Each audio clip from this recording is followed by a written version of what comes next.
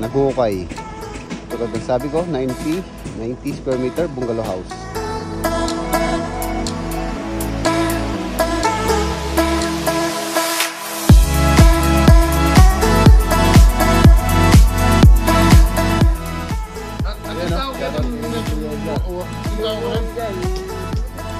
Kabang mama kayo.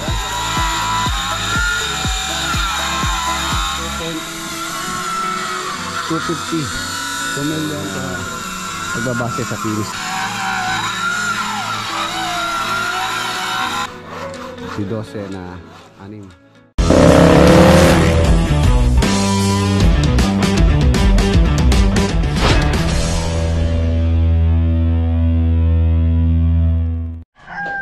Good morning, basta welcome back po muli dito sa ating channel. Nandito tayo ngayon sa Magalang Project. Shoutout kay Kuya Jay. Patapos na po itong ating ginagawa dito. Itong bahay ng kanyang bantay dito sa kanyang farm na siya.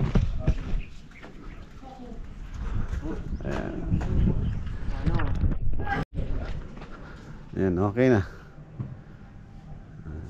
Ayos na po yan. Tapos dala ko na rin yung mga bintana. Siguro ito natin maipalagay ngayon. Ayan, ito na yung kanyang pinakakusina, CR. Matalis na rin. Tapos rin po yan. Ayan na siyang toilet, water closet. Ano lang po yan na dibuhos. Kung gusto naman paltan, pwede naman paltan yan. Pero yan, dibuhos lang pinabili ni Kuya Jay. Meron na rin palang ilaw yan. Wow. Yan. Dito meron na. Ayan o.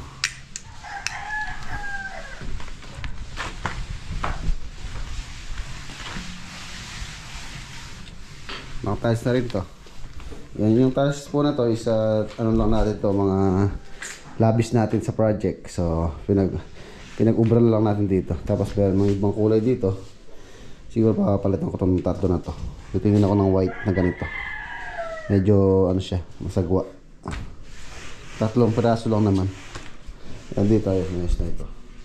At meron siyang design sa gitna. Yan, okay na po ito. Tulugan lang ng kanyang dito, bantay. Yan si Nonak. Nak, masalala rin sa lubang, Benge.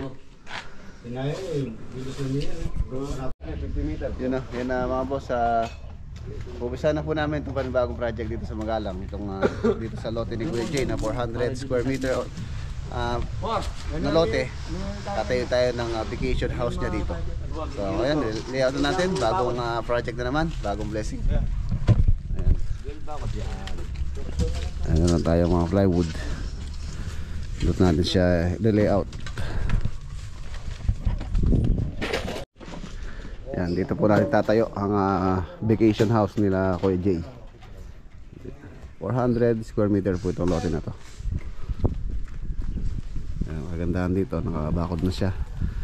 Dito sa kabilaan. Tapos dun sa likod. Halos sa front na lang ating babakuran. Layout po namin ngayon to. Kompleto na rin po rito sa site. Meron na tayong water source. Ang lakas oh. Tapos meron na rin kuryente. Ang lakas ng poso.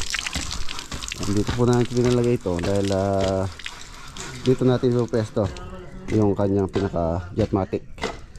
Tapos magsiset block tayo dito at least sa mga tingnan natin 3 meters. Maglalagay pa po tayo ng dito ng tawag dito, dirty kitchen dito sa likod. Tapos laundry. Yung pinakabahay. Bungalow lang naman po ito, hindi siya 2-story, bungalow type.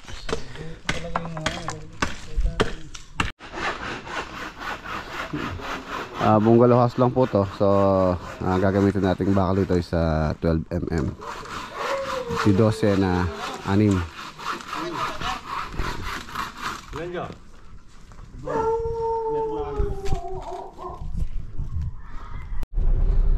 Mga boss, iwan muna natin sila. Kailangan nating orderin na yung mga materyales na gagamitin. mga bakal yung importante yun na para makapag-fabricate na po sila ng mga poste. Ayan. Kahoy, bumili na po ako sa Arayat, dala na namin. Ito tayo dito sa hardware na binibila natin dito sa Magalang, Pampanga project. Ayan, nandito na tayo sa hardware. Okay na. Ayan, kasama natin si Paring Denden, ang ating sidekick. Sidekick sa ito. Ayan o. Mamaya review natin yung ating first batch of materials dito. Let's go. Pinatideliver ko muna yung mga importante, yung bakal, yung buhangin, semento, tsaka graba. Kahit mahuli na po yun, importante yung mahalaga. Okay, let's go. Balik tayo sa site. Ayan, nandito na po tayo. Yan o, ang galing-galing ng assistant mo. Dia. Oh. Master Denden. Hindi lang pang pintura, pang romansa pa. Aro? Ayan po yung mga forma. Yung ating cut list ng forma natin sa 40 cm. Ay po, 40 cm or 16 inches. Tapos yung mga column natin nasa po tayo sa CHB flush lang tayo, 5 inches. Tapos 40 cm yung kanyang lapad. And ito po ang ginagawa namin, nasa 90 square meter po to. 90 ang floor area ng bahay. For example, sa 90 square meter, for example lang po ito, i-multiply natin sa, gawin na natin sa standard finish. Standard finish naglalaro po sa 25 to 30,000. So i-multiply natin sa 25,000. Ayan, 25,000 ang ating makukuha. Ang total is ayan, naglalaro sa mga boss, 2,250,000 ang magiging cost nito if yung ating per square meter is 25,000 ang niya magiging total cost.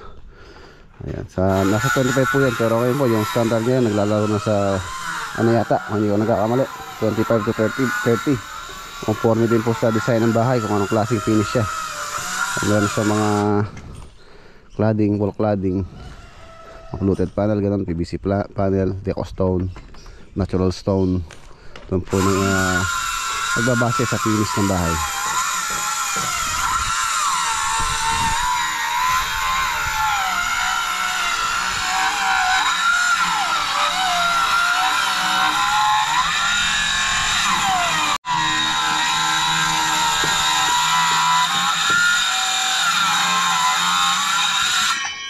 Apat po yan, apat na pinulig na patong-patong para isang katingan na lang. Ayan, shoutout kay Kuya Jay. Ayan, maraming salamat sa pa-lunch. Ayan o,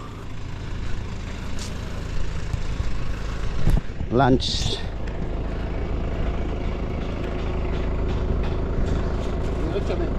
Ay, sige, yeah. Thank you.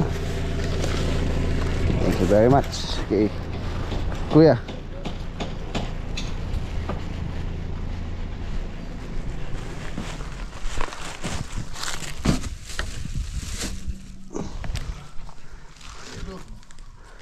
Siya kamu eh.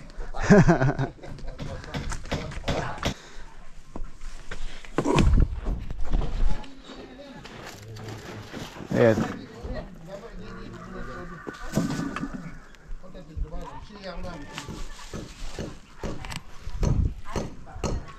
Al-Tiempo na eh. Oo, mas presko yan po na. Presko. Presko.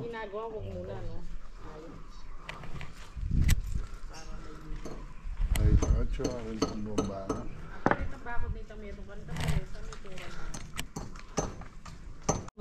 At Ayan, tao no? kita Shoutout kay metong Kuya Edgar. at tao ko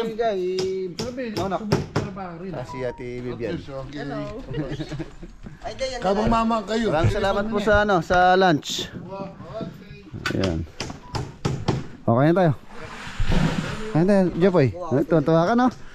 Ay, Jepoy. Dakal nasi, ha, no?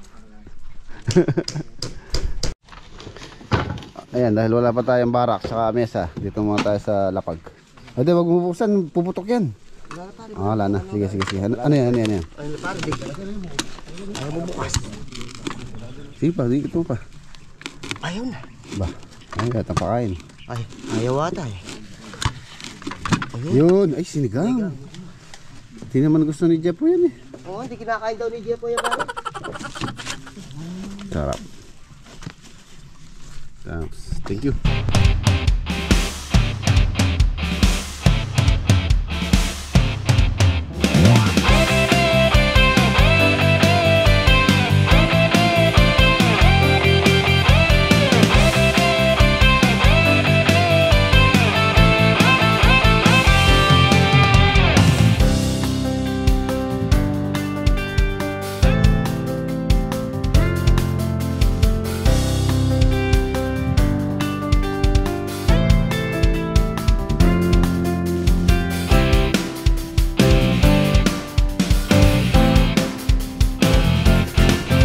Tapos na po tayo mag-layout. Ayan na yung ating mga staka butterboard.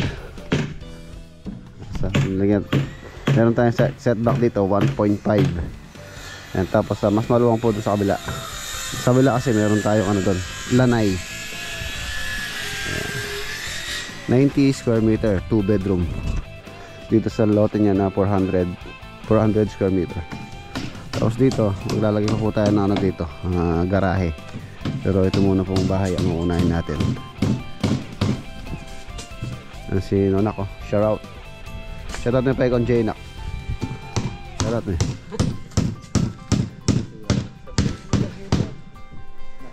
Ganda yung lupa dito. Ano siya?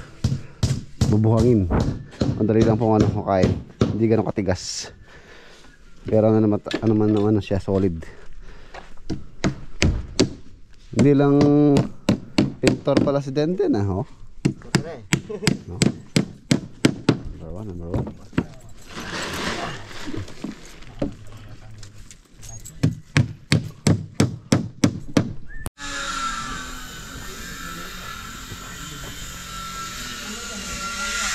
Okay, mga boss, maya pa iwanan natin sila.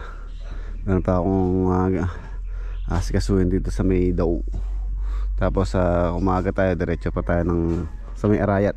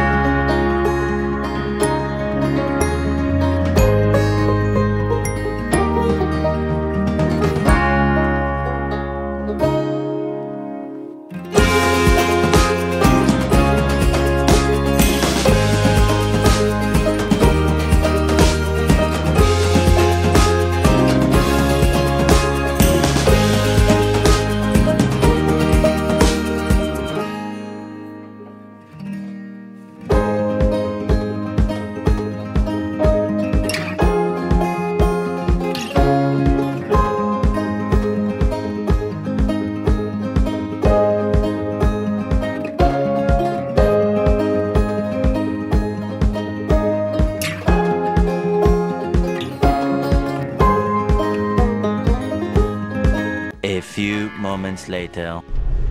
Ayan mga boss, nandito na po tayo sa Arayat. Arayat project naman po tayo. Ayan, pauwi na rin tayo. So daan muna tayo dito bago tayo tumuretso pauwi. Arayat project. Ayan, Arayat project mga boss. Mas malaki po ito kaysa dun sa project natin na binuksan kanina. Yun, bungalow yun. Ano yun? 90 square meter. Ito naman po, up and down po ito. 2 story. Pero yung kanyang floor area dito sa iba halos sa kung hindi ako nagkakamali nasa 50 something. So halos nasa ano yata ito, nasa 110 square meter total floor area ng bahay. Yan, time check alas 3.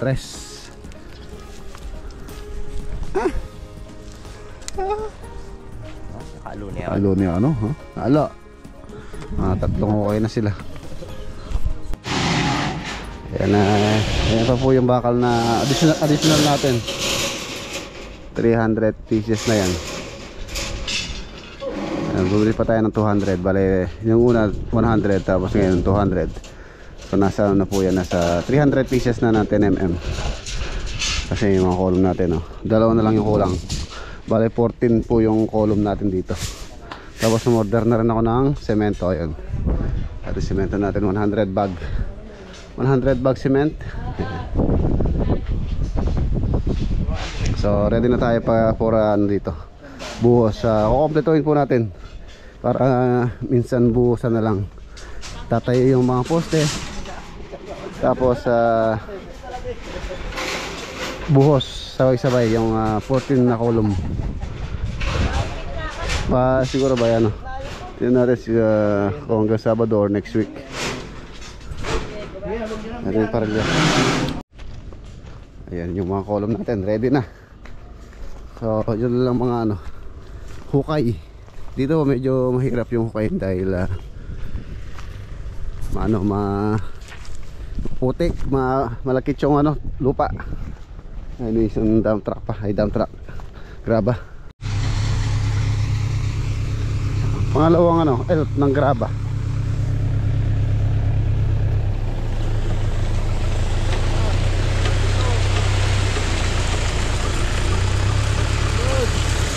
Abante, nakasara yung pinto, nakasara.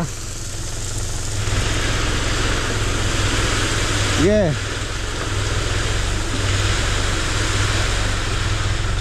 Okay.